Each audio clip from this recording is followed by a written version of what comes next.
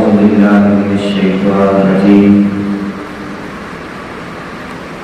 بسم الله الرحمن الرحيم قال الله تعالى في كلامه المجيد وقل رب زدني علما صدق الله العظيم وبلغنا رسوله النبي الكريم الرؤوف الرحيم إن الله وملائكته يصلون على النبي يا أيها الذين آمنوا صلوا عليه وسلموا تسليما اللهم صل على سيدنا ومولانا محمد وبارك وسلم عليه الصلاة والسلام عليك يا رسول الله الصلاة والسلام عليك يا حبيب الله وعلى آلك وأصحابك يا أرحم الراحمين عزیزان محترم، آج کے ہمارے جمعہ مبارک کا موضوع نبی کریم رؤوف الرحیم صلی اللہ علیہ وسلم آپ کا دیا ہوا نصاب تعلیم اور حضور علیہ السلام کا طریقہ تدریس یعنی پڑھانے کا طریقہ، اس موضوع پر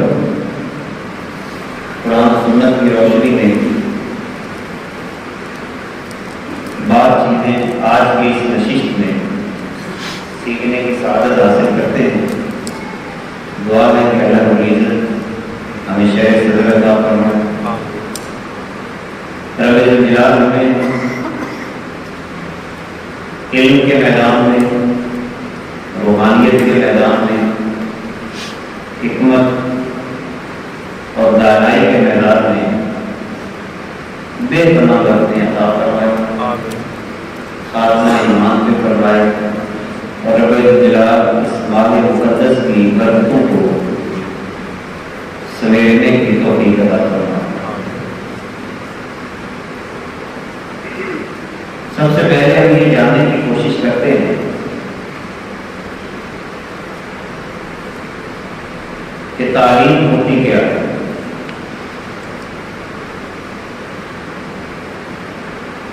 قرآن مقدس نے تعلیم پر انتہائی زور دیا، رسول اللہ صلی اللہ علیہ وسلم کی احادیث کثرت کے ساتھ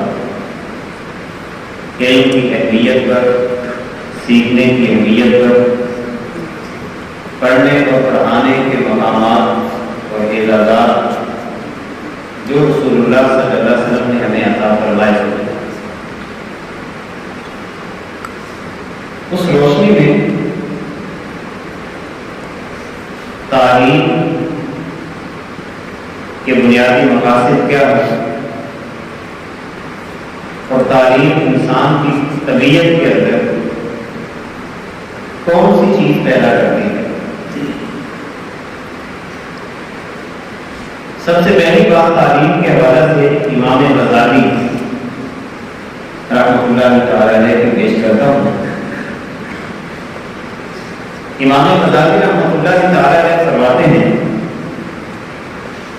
کہ تعلیم ایک ایسا عمل ہے کہ جس کے ذریعہ ایک فرد کو، ایک انسان کو اس قابل بنایا جاتا ہے کہ وہ اللہ کی معرفت حاصل کر سکے اور نیکی اور بدی کے اندر تمیز کر سکے۔ یہ امام غزالی رحمۃ اللہ تعالی علیہ نے تعلیم کے بارے میں ارشاد فرمایا۔ بلکہ آپ کی اس بیان کردہ تعلیم میں دو چیزیں ہیں۔ ان تعلیم کا بنیادی مقصد، پہلا مقصد اللہ کی معرفت کو حاصل کرنا، کہ ہمیں اللہ کے بارے میں پتہ چل جائے، اور نمبر دو نیکی اور بدی کے بارے میں ہمیں فرق سمجھ میں آ جائے کہ اسے نیکی کہتے ہیں اور اسے بدی کہتے ہیں۔ حضرت شاہ ولی اللہ رحمۃ اللہ تعالی علیہ آپ فرماتے ہیں اسی تعریف کے ملتی جلتی تعریف حضرت شاہ ولی اللہ نے فرمائی، تعلیم ایک ایسا عمل ہے کہ جس کے ذریعے فرد میں خیر اور شر کا شعور پیدا کر کے گویا کہ حضرت شاہ ولی اللہ فرماتے ہیں کہ اس تعلیم کے ذریعہ کسی بھی فرد کے اندر سب سے پہلے خیر اور شر، نیکی اور بدی، اچھائی اور برائی، اس کا شعور پیدا کیا جاتا ہے۔ اور صرف شعور ہی نہیں بلکہ انسان کے اندر تعلیم یہ صلاحیت بھی پیدا کرتی ہے کہ خیر کو اپنائے اور شر کو دبانے کے قابل ہو جائے۔ یعنی دو چیزیں حضرت شاہ ولی اللہ رحمۃ اللہ تعالی نے بھی ذکر کی کہ نیکی اور بدی کا پتہ چلے اور پھر اس تعلیم کے ذریعہ اس فرد کو، اس انسان کو باصلاحیت بنایا جائے دو پہلوؤں سے۔ نمبر ایک کہ وہ خیر کو اپنا سکے، یعنی ایسا نہ ہو کتابیں پڑھ لے مگر خیر اپنانے کی صلاحیت اس کے اندر پیدا نہ ہو سکے، نیکی کے بارے میں معلومات حاصل کر لی مگر نیکی اپنانے کی صلاحیت اس کی طبیعت میں پیدا نہیں ہوتی۔ تو امام غزالی حضرت شاہ ولی اللہ فرماتے ہیں خیر کو اپنانے کی صلاحیت اور شر کو دبانے کی صلاحیت اس کے اندر پیدا ہو، یعنی کسی بھی جگہ پہ کوئی شر پیدا ہو رہا ہو تو رب الجلال اپنے اس بندے کو یہ صلاحیت عطا فرما دیتا ہے تعلیم کے ذریعہ کہ وہ حکمت کے ساتھ، دانائی کے ساتھ اس شر کو بہترین انداز کے ساتھ دبانے کی صلاحیت رکھتا ہے۔ یہ حضرت شاہ ولی اللہ رحمۃ اللہ تعالی علیہ کا نظریہ تعلیم کے بارے میں۔ تیسرا نظریہ ہم حضرت علامہ اقبال رحمۃ اللہ تعالی علیہ کا سنتے ہیں۔ آپ فرماتے ہیں کہ تعلیم بنیادی طور پر دو مقصد حاصل کرنے کا نام ہے۔ جب بھی انسان تعلیم کے راستے پہ چلتا ہے تو اس کے پیش نظر دو مقاصد ہونے چاہیے۔ نمبر ایک تعلیم عرفان خدا بندی، یعنی خدا کی ذات کی معرفت۔ اب یہ علامہ اقبال نے پہلا مقصد بیان کیا تعلیم کا، اب یہیں سے تھوڑا سا زیادہ لے کر ہم آگے چلتے ہیں اور دوسری بات علامہ فرماتے ہیں اس کا بعد میں ذکر کرتا ہوں۔ ہم بچپن میں اسکول جاتے ہیں، ہمیں ماں باپ اسکول میں بھیجتے ہیں، اساتذہ اسکول میں پڑھاتے ہیں کیونکہ ہمارے بنیادی تعلیم کے مرکز یہی ہے عمومی طور پر مسجد سے ہٹ کر۔ تو کیا میرے اور آپ کے ذہنوں میں بچپن میں یہ بات ڈالی گئی کہ بیٹا جو تم پڑھ رہے ہو اس کا بنیادی مقصد یہ ہے کہ تم نے اللہ کی پہچان کرنی؟ میرا یہ خیال اللہ ماشاء اللہ کہ یہ بات ہمارے ذہنوں میں ڈالی جاتی ہے۔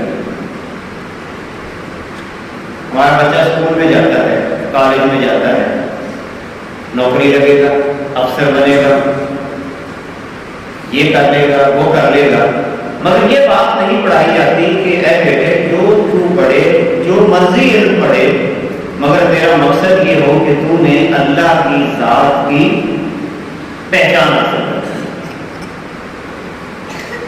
ہمارے استاد محترم وہ ایک بڑی پیاری بات ہمیں سمجھایا کرتے ہیں، کہتے ہمارے استاد تھے فزکس کے، پڑھا تو فزکس رہے ہوتے تھے مگر ان کے پڑھانے کا انداز اتنا خوبصورت تھا کہ فزکس پڑھاتے پڑھاتے ہمیں توحید کا جام پلا دیا کرتے تھے۔ مثال کے طور پر وہ ہمیں ایک مثال دیتے ہیں، جان بوجھ کر انہوں نے اپنی جیب سے مارکر یا پینسل نکالی اور نیچے پھینک دی اور ساتھ یہ کہنا شروع کر دینا، واہ میرے اللہ، واہ میرے اللہ، واہ میرے اللہ۔ یہ فزکس کا استاد ہے، بچوں کو پڑھانے لگا ہے گریویٹیشنل فورس کے بارے میں کہ زمین کے اندر ایک کشش ہوتی ہے جس کی مقدار کم و بیش 9.8 کے برابر ہوتی ہے، مگر وہ چیز کو گرا کر 2-3 دفعہ یہ کہتے ہیں واہ میرے اللہ، واہ میرے اللہ، واہ میرے اللہ۔ بچے متوجہ ہو جاتے، ساتھ فزکس کا لیکچر بھی ہو جاتا اور خدا کی قدرت کو بھی بچوں کے ذہنوں میں ڈال دیا ہے۔ آج کل ہم تربوز کھاتے ہیں، سارا پانی ہوتا ہے، سارا پانی ہوتا ہے، ریت میں پکتا ہے، گرمی کی شدت میں پکتا ہے، کوئی فریج نہیں ہے۔ وہ کون سی ایسی قوت ہے جو پانی کو آپس میں جوڑ کے رکھتی ہے اور اسی پانی کو جیسے ہی ہم منہ کے اندر لیتے جاتے ہیں سارا پانی بن جاتا ہے۔ یہ قدرت کی نشانیاں ہیں۔ تو حضرت علامہ اقبال رحمۃ اللہ تعالیٰ نے فرماتے ہیں کہ تعلیم کا بنیادی مقصد کیا ہے؟ عرفان خدا بندی۔ لہٰذا میں آپ سب سے یہ گزارش کروں گا کہ اپنے بچوں کو پڑھانے سے پہلے یہ بات ضرور ذہن میں ڈالیں کہ بیٹے جو علم بھی پڑھ رہا ہے تیرا مقصد یہ ہو کہ تم نے رب ذوالجلال کی پہچان حاصل کر دی، اور دوسرا مقصد آپ فرماتے ہیں تکمیل خودی کا نام، یعنی انسان اپنی پہچان کرتا ہے۔ لہذا جو انسان پڑھنے کے دوران اپنی پہچان بھول جائے کہ وہ کیا ہے، اس کا مقام کیا ہے، اس کی عزت کیا ہے، اس کی شان کیا ہے، رب الجلال نے جو اس بندے کو عزت نفس کی قوت عطا فرمائی ہے وہ کیا ہوتی ہے؟ جو بندہ دوران تعلیم اس نعمت سے محروم رہتا ہے گویا کہ اس نے پڑھ کر بھی کچھ پڑھا نہیں۔ یہ تکمیل خودی کا نام ہے، یعنی جیسے جیسے انسان کائنات کے رازوں کو سمجھتا چلا جاتا ہے اس سے اپنی قوت کا احساس ہونا شروع ہو جاتا ہے۔ میں تو اللہ کا لائق ہوں، مجھے رب الجلال نے اس دنیا کے اندر کسی مقصد کے لیے بھیجا ہے۔ اب یہ 3 نظریات تعلیم کے سلسلہ میں امام غزالی کا نظریہ، شاہ ولی اللہ کا نظریہ اور حضرت علامہ اقبال کا نظریہ ہم نے پڑھا۔ ماہرین تعلیم جہاں پر اسلامی تعلیم کے مقاصد کے اوپر بات کرتے ہیں کہ رب الجلال نے وہ نظام تعلیم جو اپنے محبوب صلی اللہ علیہ وسلم کو عطا کیا وہ کیا؟ بہت بڑے بخاری ہیں ڈاکٹر ایم اے عزیز،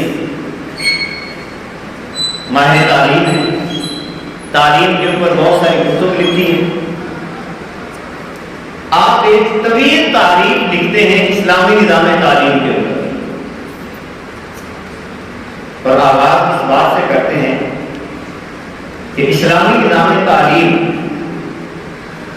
ایسا تعلیمی نظام ہے کہ جس میں ایک مسلمان بچہ تعلیم حاصل کرنے کے بعد اپنے خاص علم و فن میں مہارت اور قابلیت حاصل کرنے کے ساتھ ساتھ ایک اچھا مسلمان بھی بنے۔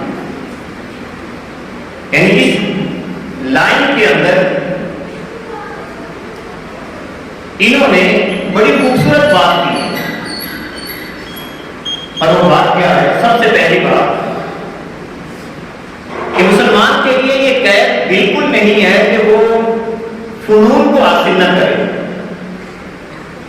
وہ معیشت دان بنے، تاجر بنے، طبیب بنے، انجینئر بنے،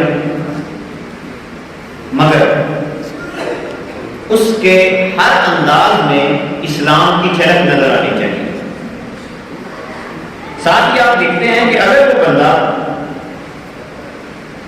جس کا قلب ایمان اور تقوی سے سرشار ہو جائے،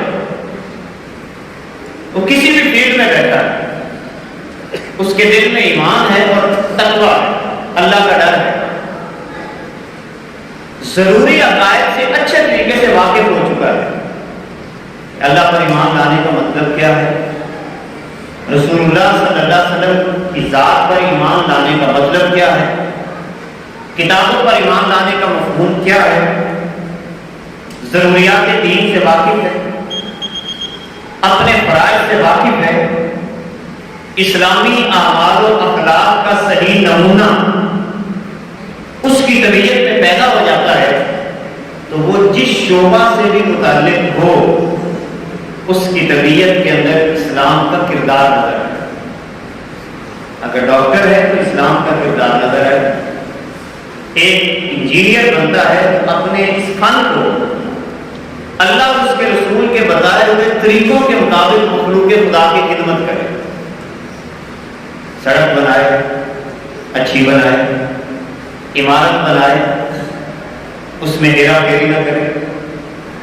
اگر وہ کسی کا علاج کر رہا ہے تو علاج کے سلسلہ میں غیر ضروری ادویات کا استعمال نہ کروائے۔ اگر وہ شعبہ تعلیم کے ساتھ وابستہ ہے تو اپنے تعلیمی نظام کو بہتر سے بہتر انداز کے ساتھ آگے بڑھانے کی کوشش کرے۔ اگر وہ بندہ تاجر ہے تو اپنی دکان پہ بیٹھ کر جو ضابطے اللہ اور اس کے رسول نے عطا فرمائے ان ضابطوں کے مطابق اپنی تجارت کرتا ہے۔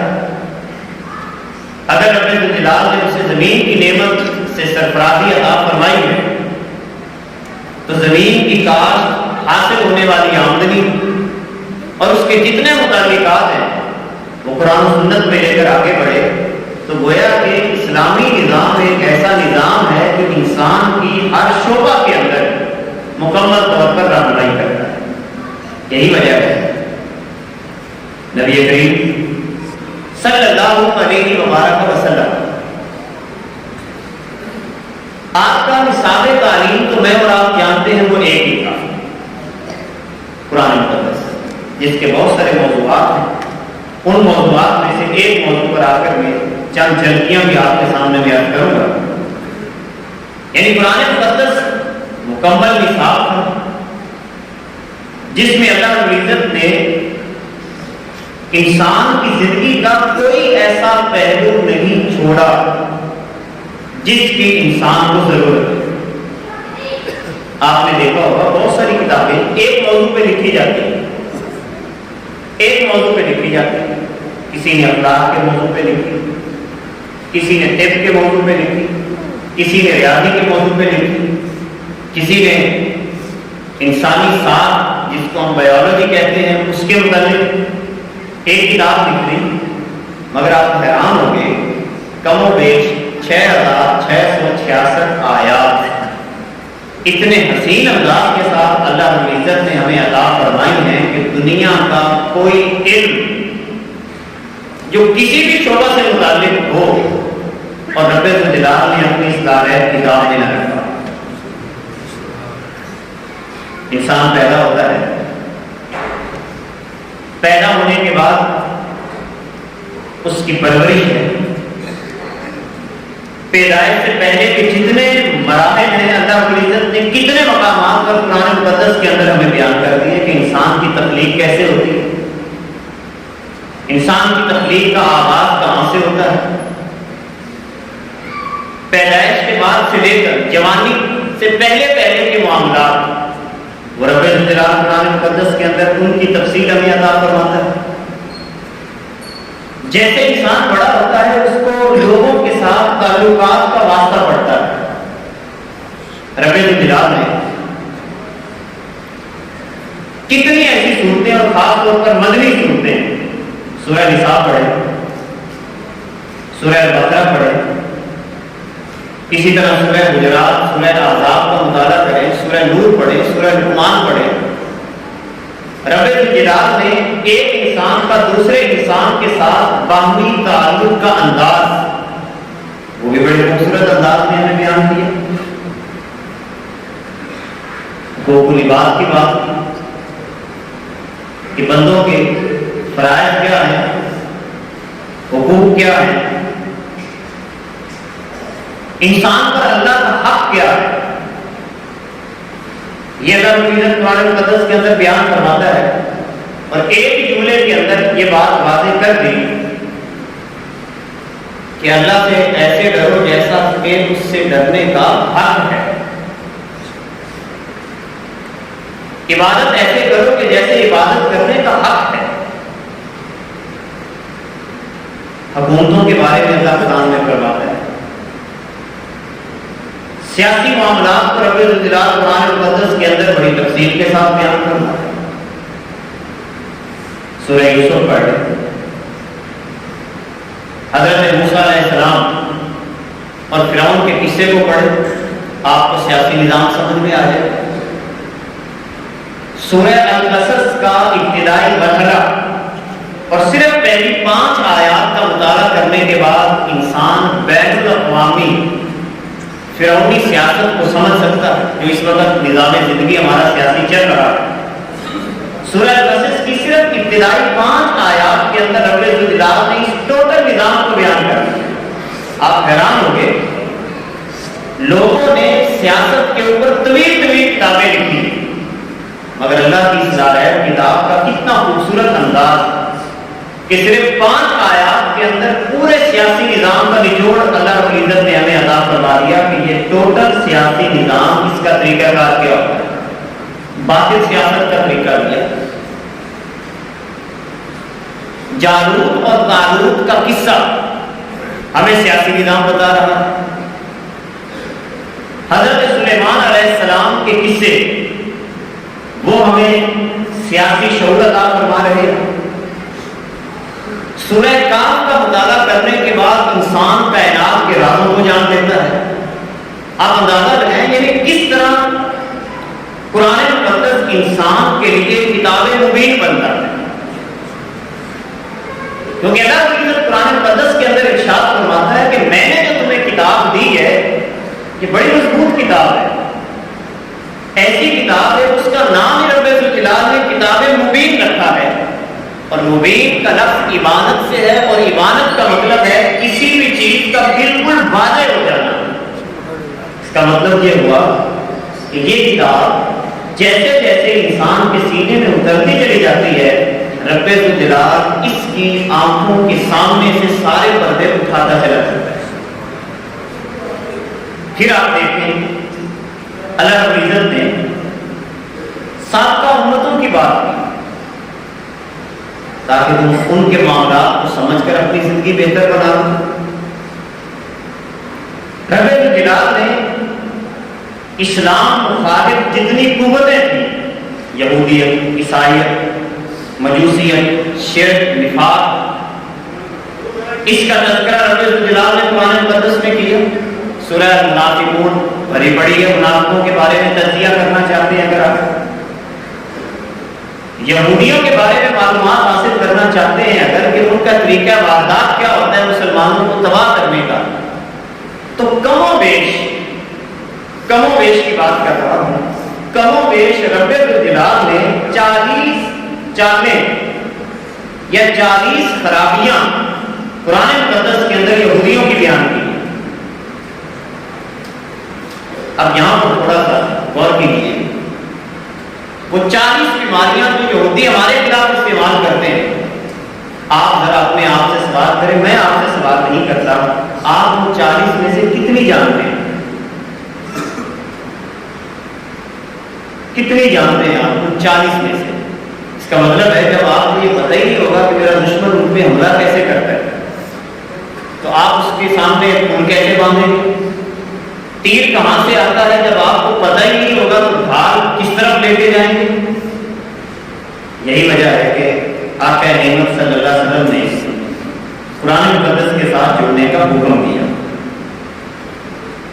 معیشت کا معاملہ دیکھیں، اللہ رب العزت نے وراثت کے ساتھ یتیموں کے احکام اور پھر اس کے علاوہ سورہ مطففین کے اندر قوانین بیان کر دیے معیشت کے. سورہ فرقان کے اندر رب الجلال نے بہترین انداز کے ساتھ عباد الرحمان کی صفات کے تحت انسان کو خرچ کرنے کے اصول عطا فرما دیے کہ تم نے اپنی آمدنی کو خرچ کیسے کرنا ہے. اب ہمیں یہ بھی نہیں پتا, ہم آمدنی تو آتی ہے ہمارے پاس, ہم محنت بھی کرتے ہیں, مزدوری کرتے ہیں, ہمیں گندم حاصل ہو جاتی ہے یا تنخواہ ملتی ہے. آمدنی کے آ جانے کے بعد ہم نے آنے والی آمدنی کو خرچ کیسے کرنا ہے یہ بھی اللہ نے قرآن میں بتایا. کہاں پہ خرچ کرنا ہے, کہاں پہ نہیں کرنا, یہ بھی اللہ نے بتایا ہے. جب میں آپ جاننے کے لیے نہیں تو پھر ہم اپنی حاصل ہونے والی آمدنی کو کس کس جگہ کے اوپر بے تکا خرچ کر رہے ہو. اسی طرح رب الجلال نے آئلی زندگی کے بارے میں تفصیل سے بیان کی. سورہ البقرہ کے اندر نکاح کے احکام, سورہ نساء کے اندر, سورہ نور کے اندر بہت سارے ایسے احکام جو معاشرے کے استحکام کے لیے ضروری ہوتے ہیں وہ عطا فرمائے. طلاق کب دینی ہے, کیسے دینی ہے, کس مرحلے کے بعد جا کے دینی ہے, اور کس وقت اس قدم کو اٹھانے کے بارے میں تم نے صرف سوچنا ہے. گہرائی کے ساتھ اللہ نے معلومات, مگر میری اور آپ کی صورتحال کیا ہے, تھوڑی سی طلب کلامی ہوتی ہے, منہ سے 3 لفظ نکالتے ہیں اور بعد میں پچھتاتے ہیں. بچے اپنی جگہ پہ پریشان ساری عمر, اور زوجین اپنی جگہ پہ ساری عمر پریشان. پڑھیں گے تو پتہ چلے گا کہ اللہ نے کس مقام پر اس کبیر کے جو اللہ کو ناپسندیدہ ہے طلاق, اس کے بارے میں صرف سوچنے کے بارے میں کہا ہے کہ آپ اس پوائنٹ سے آگے تم سوچ سکتے ہو, اس سے پہلے تم طلاق کے بارے میں سوچ بھی نہیں سکتے. اسی طرح رب الجلال نے, آپ اندازہ لگائیں, اولاد کی تربیت, فقہی احکام, فلکیات کا علم, نباتات کے بارے میں معلومات اللہ رب العزت نے قرآن مقدس میں ہمیں عطا فرمائی. یہ چند موضوعات میں نے آپ کے سامنے صرف بطور تعارف ذکر کیے ہیں کہ رب الجلال نے یہ کتاب لائق کتاب, بہت سارے موضوع میں نے چھوڑے تاکہ آپ کو صرف تعارف ملے کہ یہ ایک کتاب جو 30 پاروں پہ مشتمل ہے, کم و بیش 6666 آیات پہ مشتمل ہے. یہ اتنی جامع کتاب ہے کہ انسان کی زندگی کے اندر رہنے کے لیے ہر ضرورت کو پورا کرتی ہے. آقا احمد صلی اللہ علیہ وسلم اب اس کتاب کو آگے بڑھانے کے لیے بہت سارے طریقے آپ نے استعمال کیے. ان میں سے ایک طریقہ عمومی تعلیم کا تھا. حضور علیہ السلام آقا احمد صلی اللہ علیہ وسلم گانے بگانے اپنے صحابہ کو درس دیا کرتے ہیں, عمومی درس, جمعے کے موقع یا اس کے علاوہ جہاں پر موقع ملتا عمومی درس دیا کرتے ہیں. یہ ایک انداز تھا حضور علیہ السلام کا. دوسرا انداز یہ تھا کہ آقا احمد صلی اللہ علیہ وسلم معاشرے کی ترقی کے لیے باقاعدہ ماہرین تیار کرتے ہیں, جن میں آپ صلی اللہ علیہ وسلم کے زمانے پاک کے اندر بھی جو ماہرین تیار ہوئے, اس وقت کوئی کاغذی سند تو نہیں ہوتی تھی, مگر حضور علیہ السلام کسی صحابی کی تعیین فرما دیتے کہ یہ بندہ فلاں فن کا ماہر بن چکا ہے. جیسا کہ حضرت عبداللہ بن مسعود کو سند دے دی فقہ کی کہ اگر فقہ کے بارے میں صحیح معلومات دینی ہے تو عبداللہ بن مسعود سے جا کے لے. حضرت ابی بن کعب کو آقا نعمت صلی اللہ علیہ وسلم نے قرآن پڑھنے کی مہارت کی سند عطا فرما دی کہ میری امت کے قاری ہیں. حضرت عبداللہ بن عباس رضی اللہ تعالیٰ عنہ کو حضور علیہ السلام نے قرآن مقدس کی تفسیر کی سند عطا فرمائی اپنے زمانے کے اندر کہ میری امت کے مفسر ہیں. اب یہ انداز تھا آقا نعمت صلی اللہ علیہ وسلم کا کہ خاص فنون کے ماہرین آقا نعمت صلی اللہ علیہ وسلم اپنے زمانہ پاک کے اندر تیار فرمایا کرتے ہیں. ایک اور طریقہ کار جو حضور علیہ السلام کے زمانہ پاک میں تھا تعلیم و تدریس کا, آپ کے پاس وفد آتے ہیں دور دراز کے علاقوں سے, چند دن حضور علیہ السلام کی بارگاہ میں رہتے, آپ صلی اللہ علیہ وسلم ان وفود کو پوری توجہ دیتے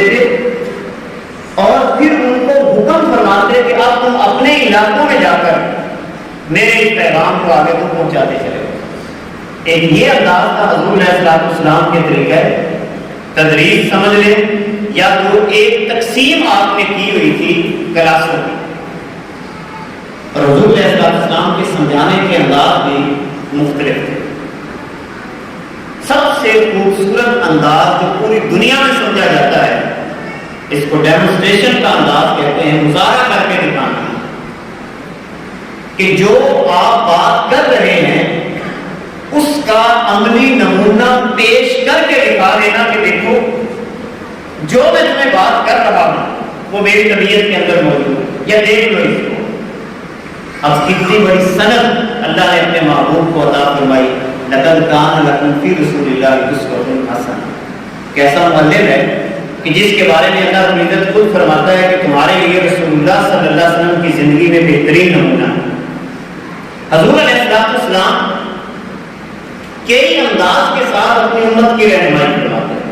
اشاروں کا انداز تھا، لکیریں لگا کر بہت ساری چیزیں سمجھانے کی کوشش فرماتے۔ آپ صلی اللہ علیہ وآلہ وسلم خود ارشاد فرماتے، صلو کما رأیتمونی اصلی، جیسے میں نماز پڑھتا ہوں ویسے تم نماز پڑھ لیا۔ کبھی کبھی حضور علیہ السلام ممبر پہ کھڑے ہو کر باقاعدہ اشارہ دے کر، کبھی مثال دے کر بات کو لوگوں کے ذہنوں میں ڈالتے۔ اب ان تمام تعلیمات میں سے جس تعلیم پر میں مختصر سا تبصرہ آخر میں کرنا چاہتا ہوں کہ قرآن مقدس کے بہت سارے مضامین ہیں، جیسا کہ میں نے آپ کے سامنے ابھی عرض کی ہے، سیاسی نظام، اخلاقی نظام، آئلی نظام، کوئی بھی ایسا نظام نہیں ہے جو اللہ نے قرآن میں بیان نہ کیا، اور ان میں ایک انتہائی اہم عنوان جو اللہ نے قرآن میں بیان کیا ہے وہ ہے افراد ساتھی، کہ فرد بہتر، ہر بندہ اپنی اپنی جگہ پر اپنی قابلیت کے جوہر معاشرے میں پیش کرے، اور ہر بندہ پورے اسلامی احکام کو اپنا کر اپنے آپ کا بہترین مظاہرہ کرے تاکہ ایک اسلامی ریاست کی تشکیل ہو سکے۔ اب میں چند مثالیں آپ کے سامنے عرض کرتا ہوں۔ مثلا اللہ رب العزت نے تمام امت مسلمہ یعنی کلمہ پڑھنے والے تمام مسلمان، ان کا جو آپس میں رشتہ بیان کیا ہے وہ اخوت کا رشتہ ہے۔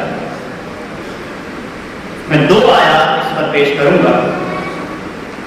اللہ رب العزت فرماتا ہے انما المؤمنون اخوہ، مومن تو آپس میں بھائی ہوتے ہیں، فاصلحوا بین اخویکم، لہذا اپنے بھائیوں کے درمیان صلح کروایا کریں۔ مومن آپس میں بھائی ہوتے ہیں، لہذا اپنے بھائیوں کے درمیان صلح کروایا کریں۔ اب ایک آیت یہ ہے، اور دوسری آیت اللہ رب العزت فرماتا ہے فَإِن لَمْ تَعْلَمُوا آبَاءَهُمْ وَإِخْوَانَهُمْ فِي الدِّينِ، اگر تم کسی شخص کے بارے میں نہیں جانتے، اس کا باپ کون ہے، اس کا دادا کون ہے، کس علاقے سے تعلق رکھتا ہے، اللہ رب العزت قرآن مقدس میں فرماتا ہے تمہارے لیے اتنا کافی ہے، یہ تمہارا دینی بھائی ہے۔ یعنی میرا اور آپ کا جو رشتہ ہے، جتنے افراد یہاں پہ بیٹھے ہیں وہ بھائی کا رشتہ ہے۔ یہ نظام ہمیں قرآن نے عطا فرمایا۔ اور اگر حسن ادب کی بات کی جائے، معاشرتی استحکام کی بات کی جائے، آپ نے دیکھا ہوگا بہت سارے لوگ کسی کے گھر جاتے ہیں، دروازہ بھی نہیں کھٹکھٹاتے، اجازت بھی نہیں دیتے، اور سیدھا ان کے گھر کے اندر گھس جاتے ہیں۔ مائیں بیٹھی ہیں، بہنیں بیٹھی ہیں، سر سے دوپٹے اترے ہوئے ہیں، مگر مجال ہے اصل میں ہم اپنی حدت محسوس کرتے ہیں، اور خاص طور پر اگر کوئی غریب گھر، اب میں اس سے اجازت مانگوں، اس سے اجازت مانگوں، اور اپنی شان سمجھتے ہیں کہ بہت بڑی ہماری شان ہے، اگر ہم نے اس سے اجازت مانگ لی تو ہماری شان میں کمی ہو جائے گی۔ قرآن یہ کہتا ہے کہ اگر تم کسی کے گھر جاؤ،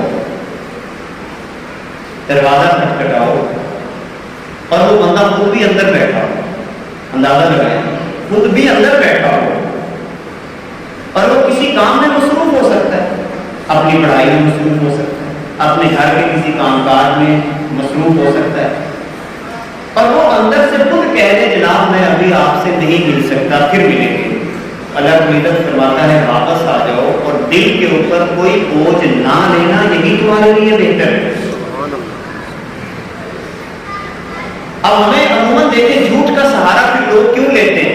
ہمارے یہاں ناراضگی شروع ہو جاتی کہ میں اس کے گھر گیا، گھر میں بیٹھا بھی ہوا تھا، مجھے ملا نہیں۔ اور پھر رب الجلال فرماتا ہے اے ایمان والو لا تدخلوا بیوتا غیر بیوتکم، اپنے گھروں کے علاوہ کسی گھر میں داخل نہ ہونا، حتی تستانسوا، یہاں تک کہ تم اپنا مکمل تعارف نہ کروا دو۔ پہلے دروازہ کھٹکھٹائیں، اندر سے آواز آئے گی، پہلی بات تو یہ کہ ایک دفعہ کھٹکھٹائیں، تھوڑا سا انتظار کریں، پھر دوسری دفعہ، پھر تھوڑا سا انتظار کریں، پھر تیسری دفعہ جواب نہ آئے تو واپس آ جائیں۔ یہ اللہ کا حکم ہے باقاعدہ، تم واپس آ جاؤ۔ میں یہاں پر ایک روایت بھی عرض کر دوں، حضور علیہ السلام اپنے ایک صحابی کے گھر جاتے ہیں، سید الانبیاء، امام الانبیاء، سردار کے سردار، زمین و آسمان کے خزانوں کی کنجیوں کے مالک، اپنے صحابی کے گھر جاتے ہیں، دروازہ کھٹکھٹاتے ہیں، صحابی آگے سے کوئی جواب نہیں دیتے۔ اب یہ نہیں ہمارے جیسے دروازے کو دھکا لگایا سیدھا آگے،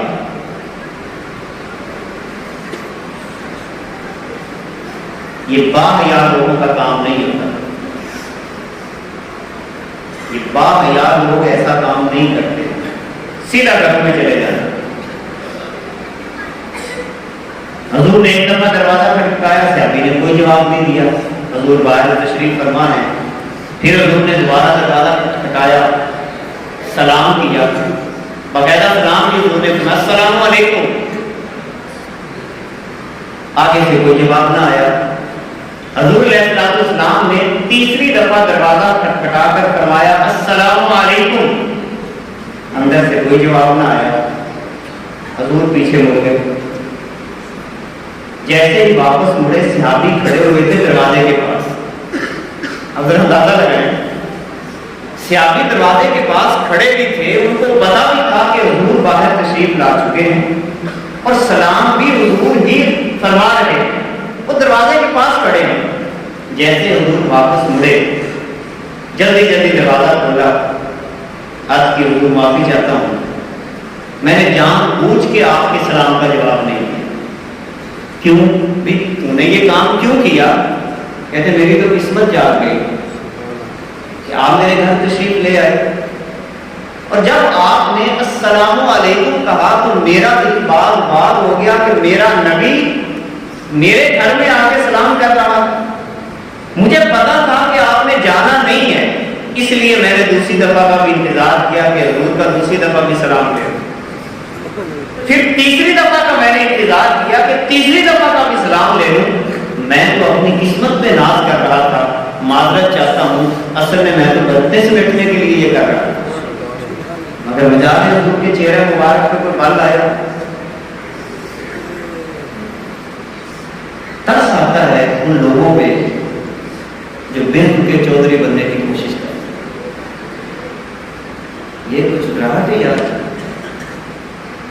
گھروں کے دروازے پہ چلے جانا، دروازے پلان کے چلے جانا، ان کی نہ عورتوں کا خیال کرنا، بلکہ اتنے ہم یہ باحیا لوگوں کا یہ کام نہیں ہوتا، اس کا مقصد خود سمجھ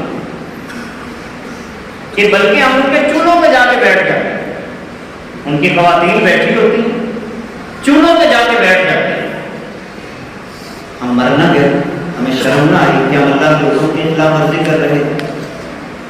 اور یاد رکھیں اگرچہ شریعت ہمارے یہاں شریعہ کام کو نافذ نہیں ہے، اللہ کے نبی صلی اللہ علیہ وسلم نے اس پر اتنی غیرت فرمائی تھی، اتنی غیرت فرمائی تھی اس حکم کے اوپر کہ اگر کوئی تمہارے گھر آئے اور تمہارے گھر کے سوراخ سے تمہارے گھر میں دیکھنا شروع کر دے، کسی کے دروازے کے سامنے بھی بلا ضرورت نہیں کھڑے ہونا، سائڈ پہ کھڑا ہونا چاہیے، حضور نے فرمایا جو تمہارے گھر آئے اور تمہارے گھر کے سوراخ سے تمہارے گھر میں دیکھنا شروع کر دے اور تم اندر سے کوئی چیز مار کے اس کی آنکھ بھی نکال دو تو اللہ قیامت کے دن تمہاری گرفت نہیں کرے گا۔ اندازہ لگائیں اتنا سخت حکم آقا نعمت صلی اللہ علیہ وسلم نے ہمیں عطا دیا اس حوالے سے۔ اور پھر اگر سلام کے حوالے سے دیکھا جائے بعض لوگوں کو سلام لیا جائے تو وہ امیروں کو جواب بہت طریقے سے دیتے ہیں، غریبوں کو بعض دفعہ دیتے ہی نہیں ہیں، اور بعض دفعہ منہ لٹکا کے دیتے ہیں، منہ لٹکایا ہوتا ہے بندہ بڑے پیار سے، بعض دفعہ غریب بڑی محبت سے سلام لے رہے چودھری صاحب السلام علیکم وعلیکم السلام، یہ کوئی طریقہ ہے؟ میرے نبی کا تو یہ طریقہ نہیں تھا۔ میرے کریم آقا کے پاس اگر کوئی غریب بھی آتا، صحابہ یہ کہتے ہیں غریب بھی آتا تو حضور علیہ السلام پورے اس کی طرف متوجہ ہوئے، اس کی بات کو سنتے، کان لگا کے سنتے۔ اللہ تعالیٰ قرآن مقدس میں سورہ نساء میں ارشاد فرماتا ہے اذا حییتم بتحیۃ فحیوا بأحسن منها، تمہیں کوئی بھی سلام کرے، کوئی بھی سلام کرے، غریب ہو امیر ہو جیسا بھی ہو، تمہیں سلام کرے تو پورے وقار محبت، بلکہ جس طرح کا اس نے سلام کیا ہے اس سے بہتر اس کو سلام کا جواب دو۔ کم از کم اللہ فرماتا ہے اور اتنا تو سلام کا جواب دو نا جیسا انداز اس نے اختیار کیا۔ لہذا یہ بات ایسے سلام لیا جاتا ہے، بندہ سلام لیتا ہے ایسے کرتے، بعد اب ایک بندہ محبت سے آ رہا تھا، ٹھیک ہے جی ٹھیک ہے جی وعلیکم السلام ہو گیا تیرا سلام۔ یہ اٹھے ہوئے ہاتھ تکبر والے اللہ کو پسند نہیں ہے، یہ اللہ کو پسند نہیں ہے، اللہ کو عاجزی پسند ہے، عاجزی پسند ہے، عاجز ہوتے ہیں۔ پھر اللہ رب العزت قرآن مقدس کے اندر فرماتا ہے وَلَا تَمْشِ فِي الْأَرْضِ مَرَحًا۔ اب دیکھیں گے نصاب ہے ہمارا، وہ زمین میں اکڑ کے نہ چلو، اکڑ کے نہ چلو، اکڑ کے نہ چلو۔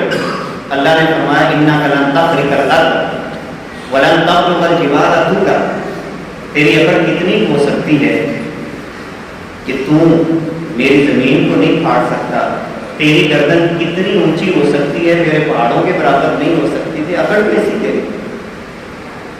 جب تو مر جاتا ہے تیری اکڑ ساری ختم ہو جاتی ہے۔ پھر اللہ رب العزت فرماتا ہے وَاغْضُضْ مِن صَوْتِكَ، لوگوں سے بات کرتے ہوئے اپنی آواز کو پست کر، یعنی جب آپس میں بات کر رہے ہو، ہمارے لہجے اس وقت بھی بات آتا عدل و انصاف سے ہٹ جاتے ہیں، بڑا کوئی مل جائے تو لہجہ نرم ہے، غریب مل جائے تو ٹکا کے اس کی بےزتی کر کے رکھ دیتے ہیں۔ اور اللہ نے اللہ بڑا کریم ہے، کریم بھی ہے، حکیم بھی ہے، اور سمجھاتا بھی بڑے بڑے اندازوں کے ساتھ۔ اللہ رب العزت فرماتا ہے وَاغْضُضْ مِن صَوْتِكَ إِنَّ أَنكَرَ الْأَصْوَاتِ لَصَوْتُ الْحَمِيرِ، اگر بڑی آواز کرنے سے کسی کا مقام اونچا ہوتا تو گدھے کا مقام بہت اونچا ہوتا۔ یہ اللہ بھی بڑے پیار سے بندے کی تربیت کرتا ہے کہ اگر اونچی آواز کرنے سے کوئی مقام بنتا، جیسے ہم بات ایسے بولتے ہیں اور اگلے کو نیچے گرانے کی کوشش کرتے ہیں باتوں ہی باتوں میں، اللہ فرماتا ہے ان انکر الاصوات لصوت الحمیر، اللہ کو سب سے بری آواز جو اللہ کے نزدیک ہے وہ گدھے کی ہے، اس لیے کہ بڑا اونچی ہو۔ پھر اللہ فرماتا ہے اللہ سے ڈرو، ٹھیک ٹھیک بات کیا کرو، یہ ہمارا نصاب ہے۔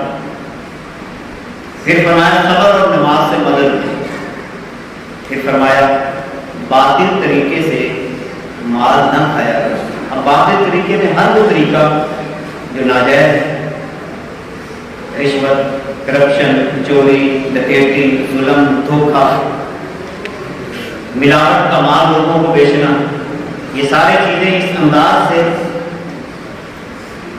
آگے چیزوں کو بیچنا، دودھ میں پانی ڈال دینا، مرچوں میں کوئی نہ کوئی چیز ایسی ڈال دینا، اور پھر کسی انداز کے ساتھ آگے اولاد کو وہ رزق کھلانا، تو اللہ تعالیٰ فرماتا ہے باطل طریقے سے مال مت کھاؤ۔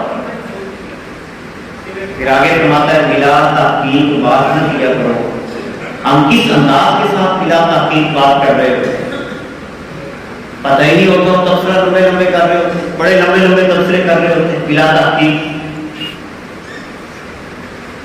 ایک دوسرے کا مزاج نہ ہوگا. اللہ فرماتا ہے یہ نصاب ہے ہمارا. ہم کتاب کے یہ کام بھی کرتے ہیں کہ چند آپ کو صرف آیات بطور نصاب آپ کے سامنے عرض کرتا اور اپنا اپنا تجزیہ کرتے چلے. اللہ فرماتا ہے ایک دوسرے کا مزاج نہ ہوگا. ہماری مجلسوں میں سب سے زیادہ یہ کام کیا جاتا ہے. پھر اللہ رب العزت فرماتے ہیں اپنی مجلسوں میں کشادگی پیدا کرو. ہم مجلسوں میں بھی چوڑے ہو جاتے ہیں. اللہ قرآن میں فرماتا ہے کہ اگر تم مجلسوں میں کشادگی پیدا کرو گے تو اللہ تمہارے دلوں میں کشادگی پیدا کر دے گا. پھر فرماتا ہے قرض دو تو لکھ لیا کرو. پہلے لکھتے نہیں, بعد میں لڑائیاں ختم نہیں ہوتی.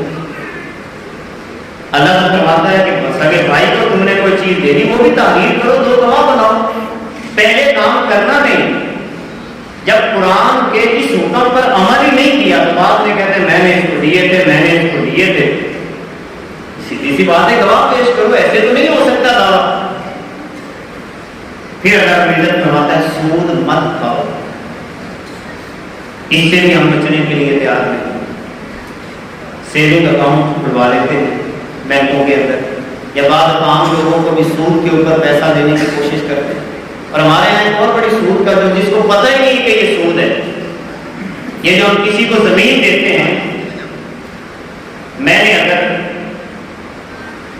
ان سے قرض لیا 5 لاکھ روپے اور کیا کیا, زمین گروی رکھ دی.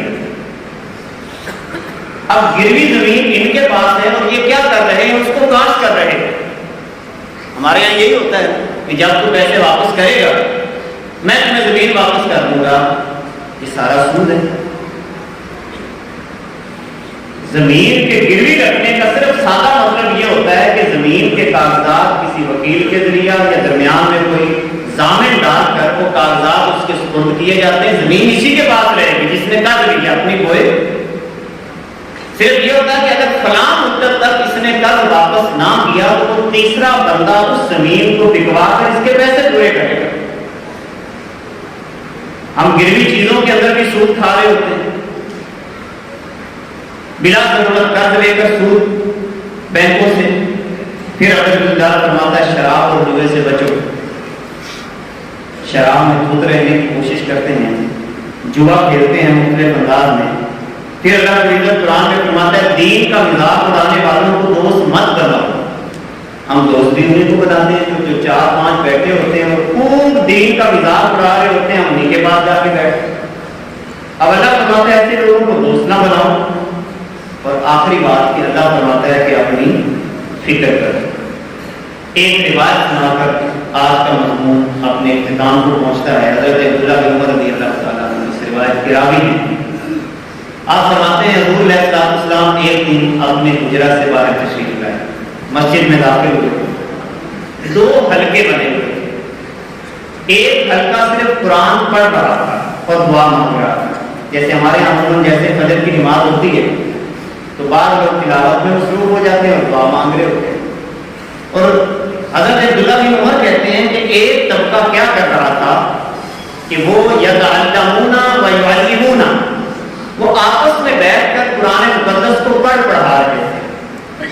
اور انشاءاللہ جو کل بھی رات کو میں نے اس موضوع پہ گفتگو کی تھی, آج کی ہماری تفسیر کا انداز یہی ہوگا تاکہ بطور نمونہ میں آپ کو بتا سکوں کہ کس انداز کے ساتھ قرآن پڑھا جاتا ہے. انشاءاللہ جمعہ کے بعد جو ہماری تفسیر ہوتی ہے اس تفسیر کا انشاءاللہ آج انداز یہی ہوگا کہ جو حضور علیہ السلام نے اپنے صحابہ کو عطا کی.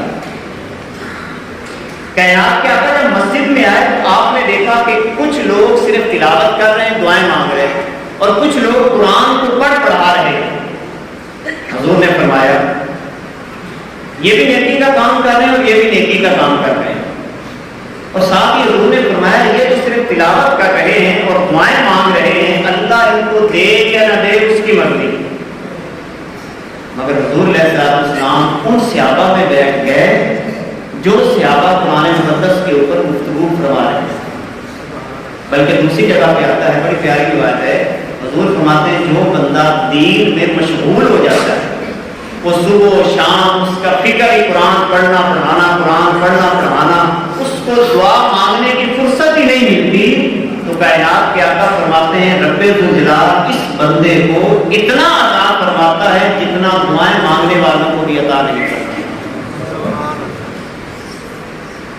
آج کے اس آخری جمعہ مبارک میں اس التجا کے ساتھ اللہ کی اس نارائن کتاب، مقدس کتاب، کتاب مبین، اس کو اہمیت دیں، اس سے پیار کریں، آگے بڑھیں، سیکھیں، اپنی نسلوں کو سکھائیں تاکہ دنیا اور آخرت ہماری بہتر ہو سکے۔